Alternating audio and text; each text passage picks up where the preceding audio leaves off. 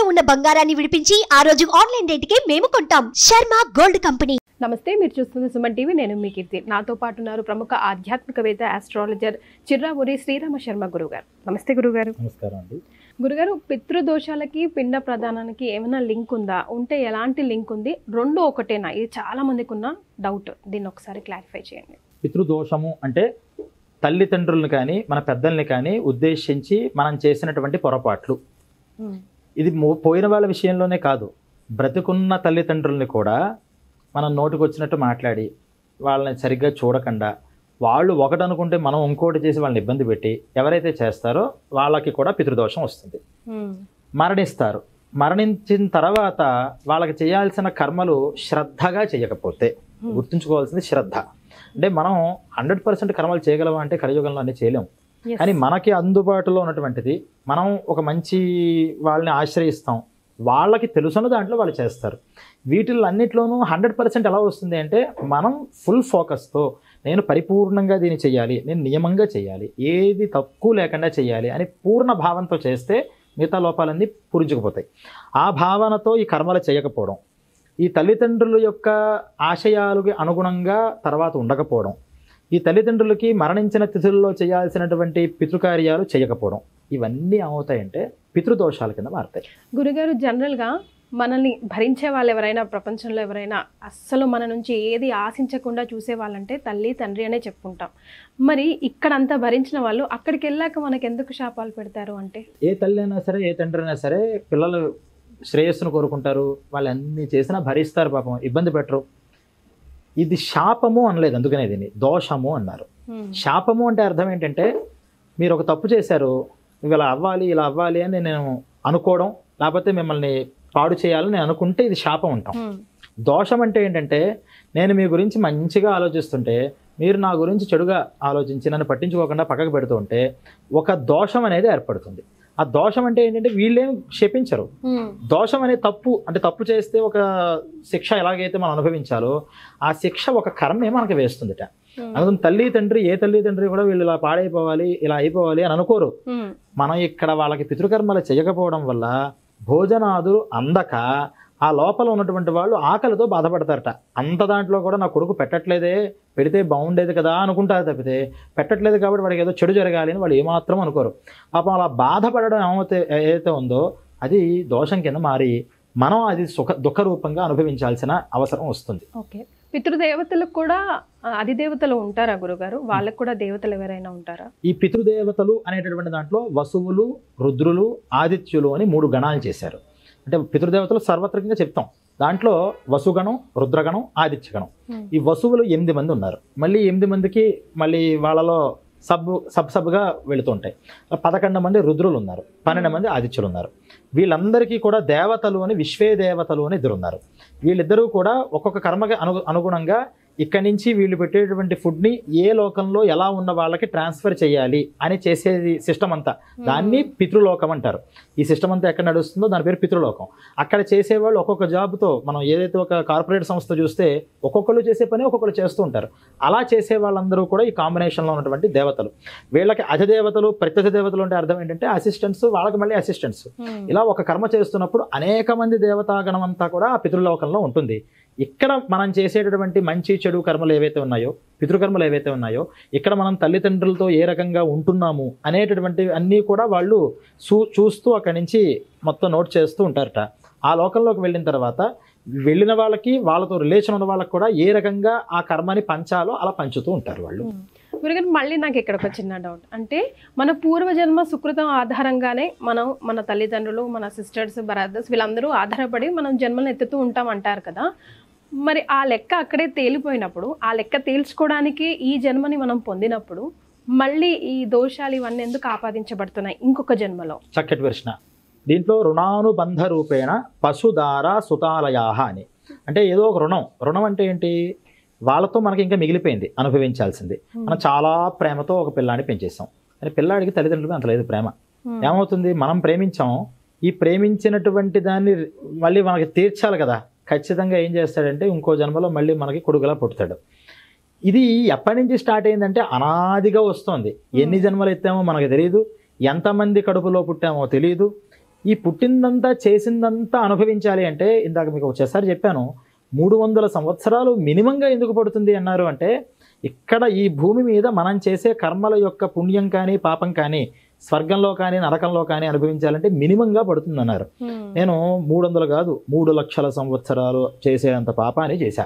మరి అప్పుడు ఏమవ్వాలి? 3 లక్షల సంవత్సరాలు నరకంలో ఉండి అదంతా క్లియర్ అయిపోయి కిందకి పంపించాలి. కానీ ఈ 3 లక్షల సంవత్సరాలు చేసే పాపం ఈ జన్మలోకే ఉంది.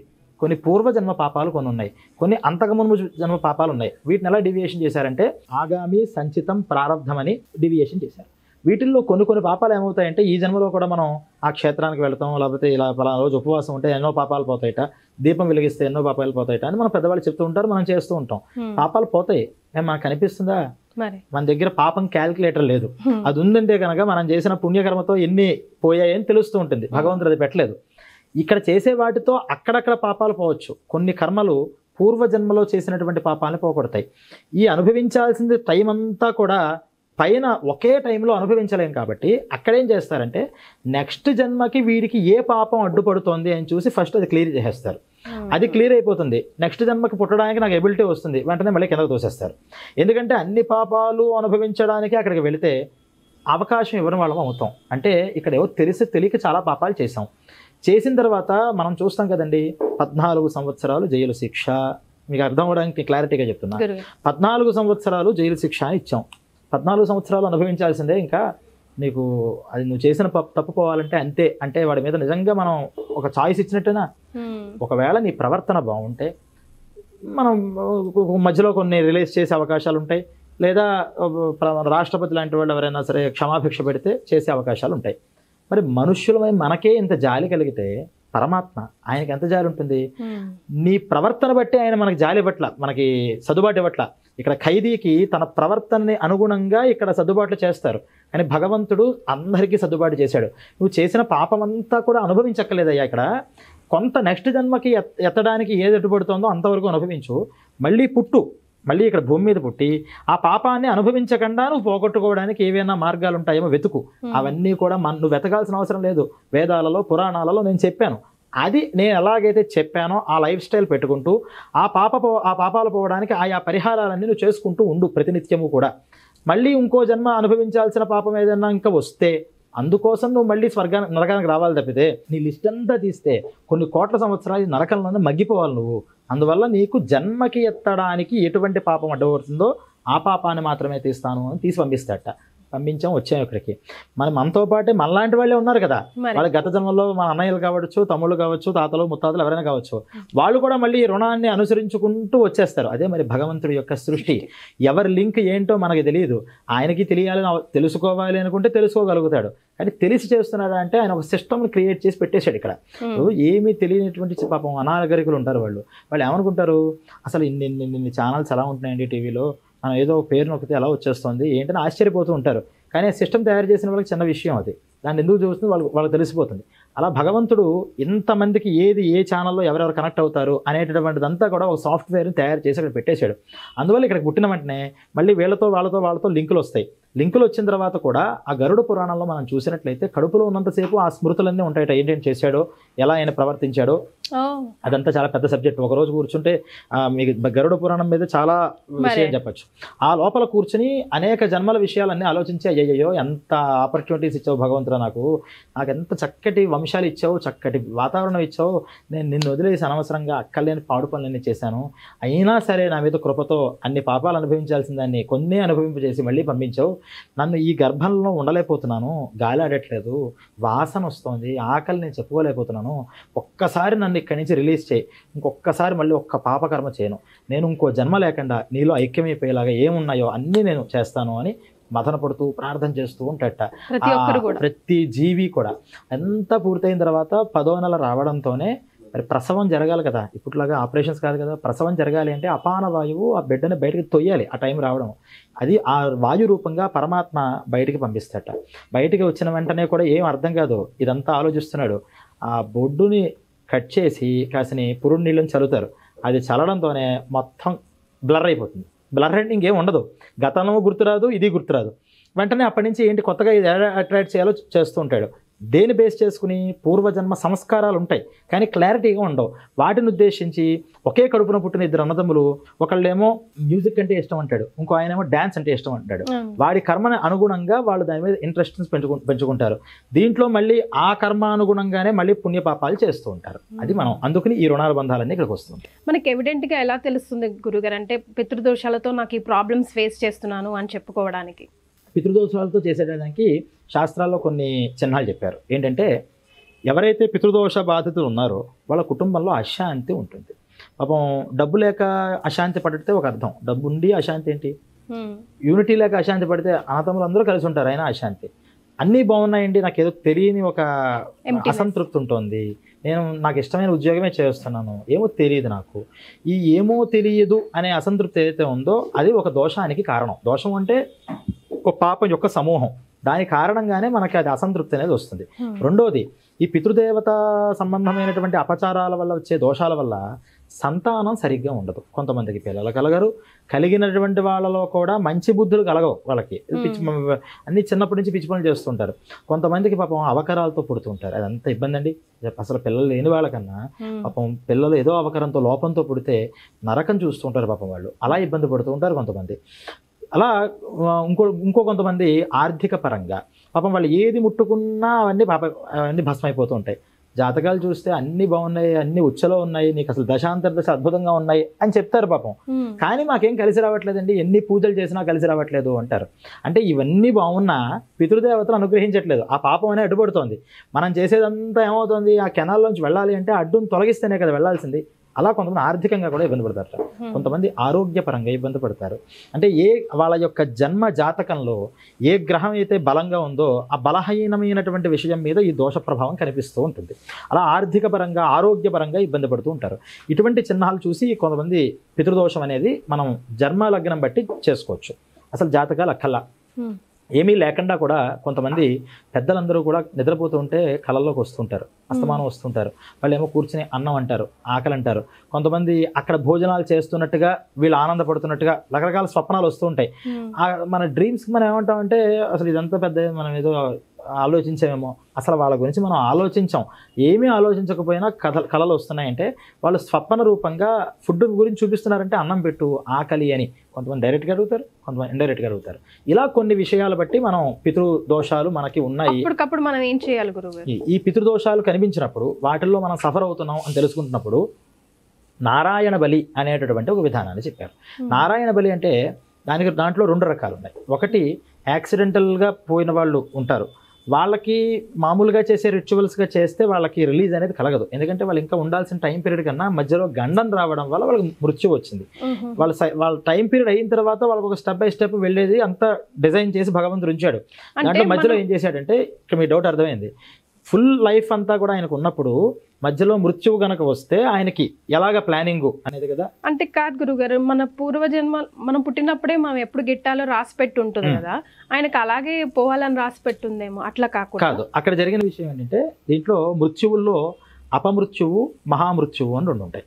మహామృత్యువు అంటే ప్రతి మనిషికి కూడా 120 years జాతకంలో వాళ్ళు ఉండాలి అని ఈ కలియుగం బట్టి ఇప్పుడు మనం నడుస్తున్న కలియుగం, వాళ్ళు ఫ్యూచర్లో చివరికి వెళ్ళేప్పటికి 16 years అయిపోతుంది. హ్యూమన్ లైఫ్ 16 years బ్రతికితే చాలా కాలం బ్రతికారండి అని చెప్పుకుంటామని భవిష్య పురాణాలు చెప్పారు. రాను అంటే ముందర లక్షల సంవత్సరాలు, కోట్ల సంవత్సరాలు, వేల సంవత్సరాలు, 100 సంవత్సరాలు, ఇప్పుడు 120 ఏళ్ళు. ఇప్పుడు పోయి మేము ఆశ్చర్యపోతాం, 90 ఏళ్ళు అంటే అబ్బో అంటాం. అంటే గతంలో 100 చాలా కామన్, తగ్గిపోతుంది ఆయుష్. మన భవిష్య పురాణం బట్టి 16 years అల్టిమేట్ ఆయుష్ కింద మారిపోతుందట. ఇలా మనిషికి ఈ కలియుగంలో ఇప్పుడున్న టైం బట్టి 120 years వీళ్ళ ఆయుష్నే ఇక్కడికి పంపిస్తాడు భగవంతుడు. కానీ ఇక్కడికి వచ్చిన తర్వాత మనం చేసే పనుల వల్ల మన ఆయుష్ను మనం కొంత తగ్గించుకుంటాంట. ఈ 120 years ఆయుష్ పీరియడ్ పెట్టి దాంట్లో మనకి మైన్స్ అంటాం చూసారా, అలా మైన్స్ అక్కడక్కడ పెడతాడు. వాటినే గండాలు అంటాం. పుట్టినప్పుడు ఉన్నటువంటి నక్షత్రం బేస్ చేసి ఆ గండాన్ని కనిపెట్టడం ఒకటి ఉంది. అందుకనే పుట్టిన బిడ్డకి మంచి చెడు చూసి వాళ్ళకి ఏదో శాంతులు అవి చేస్తూ ఉంటాం. అంటే ఈ గండాలు ఏవైతే ఉన్నాయో వాటిని దాటడానికి మనకి ఏదైనా ఒక సాధనం కావాలి. ఇక్కడ మైన్ ఉంది అని తెలిస్తే మనం కాలేయకుండా పక్క నుంచి వెళ్తాం, తెలియకపోతే దాంట్లో ట్రాప్లో పడిపోవచ్చు. ఈ పడిపోతే ఏమవుతుంది అని ఇంకో లెక్క ఉంది భగవంతుడి దగ్గర. పడకపోతే ఏమవుతుంది అనే కూడా 2 లెక్కలు ఉన్నాయి. పడడం పడకపోవడం మన చేతిలో ఉన్న పని. అది ఎలా జరుగుతుంది అంటే అది డిపెండ్స్ అపాన్ చిన్నప్పుడు 10 years దాకా కొన్ని గండాలు ఉంటాయి. ఆ గండాలు మన చేతుల్లో లేవు. తల్లిదండ్రుల యొక్క కర్మానుసారం ఆ గండాల్ని డిజైన్ చేశాడు. 10 years తర్వాత ఉండేటువంటి గండాలు 15 years దాకా తల్లిదండ్రులు మన మీద రెండిటికి డిపెండ్ అయిపోయే గండాలు చేశాడు. 15 years తర్వాత నుంచి ఓన్లీ మన కర్మల బట్టి కొన్ని గండాలు ఉంటాయి. ఈ గండాల్ని ముందరగా తెలుసుకోవాలి అంటే అప్పటిదాకా ఇచ్చిన టైం పీరియడ్ అంటే 15 years కానీ 20 years కానీ మనం ఎలా ఉన్నాం, మనం ఎలా యూటిలైజ్ చేసుకున్నాం ఈ లైఫ్ని అనేది చూసి తద్వారా ఏదో ఒక ప్రేరణ ఇస్తట. అందుకనే ఈ దోషాలు ఉన్న వాళ్ళందరూ పరిహారాలు చేసుకుంటున్నారా? చేసుకోరు. అసలు దోషాలు ఉన్నాయని చాలామంది తెలియదు. తెలిసిన వాళ్ళు పరిహారం చేసుకోరు. చేసుకున్న వాళ్ళు కూడా మరి సక్రమంగా చేసుకోవాలిగా. అన్ని చోట్ల సక్రమంగా చేయరుగా. సక్రమంగా చేసే దగ్గరికి మనం వెళ్ళాలి. ఇవన్నీ దేని మీద డిపెండ్ అయి ఉంటాయంటే అప్పటిదాకా మనం ఉన్నటువంటి మంచి నడవడిక, మనం అప్పటిదాకా ఆ లైఫ్లో గతం వదిలేసేయండి, అప్పటిదాకా మనం ఏదైనా మంచి చేస్తే ఈ మంచి అంతా కూడా ఏదో ఒక రూపంగా మనకు కనిపించి ఈ దోషాలని గట్టెక్కడానికి ఒక ఉపాయంగా చూపిస్తుంది. అప్పుడు ఇది గట్టెక్కామంటే 120 years బ్రతకచ్చు మనం. ఇది ఒక గండాలు దాటుకోవడం. ఇంకోటి ఏంటి, మనకి శాస్త్రాలు అనేక చోట చెప్పి ఇలా చేస్తే ఆయుష్ తగ్గిపోతుంది అంట. అందుకనే గడప మధ్యలో ఉండి తుమ్మరు, గడపకు అవతలగో ఇవతలగో. ఒకవేళ తుమ్మితే చిరంజీవి అంటారు పక్క వాళ్ళు, మనం చూసాం. ఎందుకు అంటే గడప మధ్యలో ఉండి తుమ్మితే ఆయుష్ పీడ అని ఎక్కడో చెప్పారు. ఈ పక్కన చిరంజీవి అన్నం దేనికి అంటే, బాబు నీకు ఆయుష్ పీడైంది, నా ఆయుష్ను కూడా నువ్వు పోసుకోరా, నీకు అక్కడికి అది ఇబ్బంది జరుగుతోంది అంటే ఈ తుమ్మడం అది వేరే విషయంగా తర్వాత మాట్లాడుకుందాం. ఇలాంటి ఇష్యూస్ చాలా ఉన్నాయి. అంటే ఆదివారం రోజు తలంటు స్నానం అంటే నూనెతో పెట్టేటటువంటి పదార్థాలు తినడం కానీ, నూనెతో పెట్టేటటువంటి పదార్థాలు తలకి రాసుకోవడం కానీ చేస్తే ఆయుష్ నష్టమవుతుంది. అలాగే ఈ క్షవరం అంటే మనం కటింగ్ చేసుకునేది, హెయిర్ డ్రెస్సింగ్ చేసుకునేది ఏదైతే ఉందో దానికి కొన్ని నిషిద్ధ దినాలు చెప్పి ఈ రోజు చేసుకుంటే ఈ ఫలితం, ఈ రోజు చేసుకుంటే ఈ ఫలితం అని చెప్పారు. వాటిల్లో శనివారం రోజు చేసుకుంటే 3 months ఆయుష్ తగ్గిపోతుంది అన్నారు. మనకు తెలుస్తుందా మరి 3 months ఎంత ఉందో? ఇలా మనం ఎన్ని చేసి ఉంటామో, ఇలా మనం ఎంత కోపం పడి ఉంటామో, ఒకళ్ళ మీద ఏ తప్పు చేయకుండా ఒకళ్ళ మీద మనం నిర్దాక్షిణ్యంగా మాట్లాడితే, వాళ్ళ మనస్సు ఇబ్బంది పెడితే ఇన్ని సెకండ్లు ఇన్ని నిమిషాలు ఆయుష్ తగ్గుతుంది అని ఇవన్నీ చెప్పారు. రాత్రిపూట పెరుగన్నం తింటే ఆయుష్ తగ్గుతుంది అన్నారు. ఇలా అనేక చోట్ల మరి మనం తెలియకుండా ఇన్ని చేస్తున్నాం. మరి 120 years 60 years అవ్వదా? మిగిలిన 60 yearsలో ఎన్ని గండాలు ఉన్నాయి? ఆ గండాలు దాటడం అనేది అందరి వల్ల అవుతుందా? కొంతమంది పాపం చిన్నప్పుడే మరణిస్తూ ఉంటారు, కొంతమంది అలా చేసుకుంటూ వెళ్తారు. ఇదంతా కూడా ఒక డిజైన్తో నడిచేటటువంటి సిస్టమ్గా మనం తెలుసుకోవాలి. చాలా సంతోషం గురుగారు, ధన్యవాదాలు.